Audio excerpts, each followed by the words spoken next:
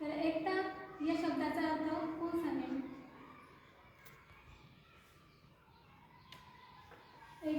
एकी. अगदी बरोबर. एकता म्हणजेच एकजूट. आता आपण गोष्टीला सुरुवात करूया. एका गावामध्ये एक वृद्ध माणूस राहत होता. त्या वृद्ध माणसाला 4 मुलं होती. त्या 4 मुलांना त्यांनी जवळ बोलावलं आणि प्रत्येकाला एक एक काठी दिली.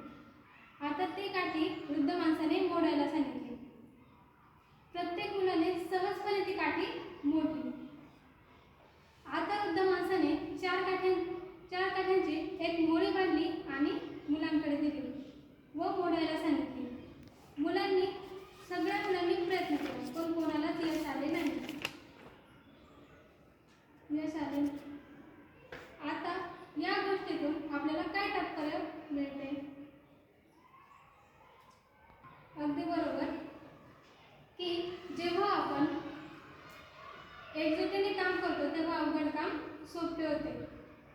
या गोष्टीचा आपल्या मी जे शिकवणार आहे त्याच्याशी काय संबंध आहे ते मी तुम्हाला सांगणार आहे. जेव्हा एक काठी होती तेव्हा ती मोडायला कमी बल लागलं, म्हणजेच ती आपण सहजपणे मोडू शकतो. जेव्हा काठ्यांची संख्या 4 झाली तेव्हा ती काठी मोडता आली नाही, म्हणजेच तेथे बल जास्त लागले. आता मी तुम्हाला एक दुसरं उदाहरण देते. मी आपल्या वर्गातील 2 मुलींना आपलं कॉलेजचं ग्राउंड स्वच्छ करायला सांगितलं. ते कॉलेजचं ग्राउंड स्वच्छ करायला त्यांना 2 तास लागले. आता मी दुसऱ्या दिवशी 4 मुलींना आपल्या कॉलेजचं ग्राउंड स्वच्छ करायला सांगितलं. त्या 4 मुलींनी कॉलेजचं ग्राउंड स्वच्छ करायला 1 तास लागला. येथे काय होतं, जेव्हा मुलींची संख्या वाढली तेव्हा त्यांना वेळ कमी लागला आणि जेव्हा मुलींची संख्या कमी होती तेव्हा त्यांना जास्त वेळ लागत होता.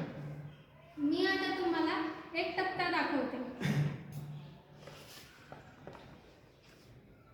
हा तक्ता सगळ्यांनी पाहायचा आहे आणि सांगायचं आहे की एक प्रमाण वाढलं तर त्या संबंधित दुसरं प्रमाणही वाढतं. असं कोणतं उदाहरण आहे?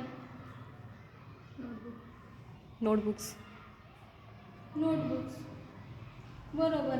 आणि अजून एक उदाहरण आहे पेन. बरोबर उत्तर सांगितले.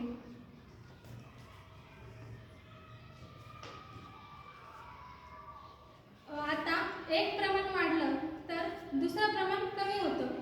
असं कोणतं उदाहरण आहे? नळ.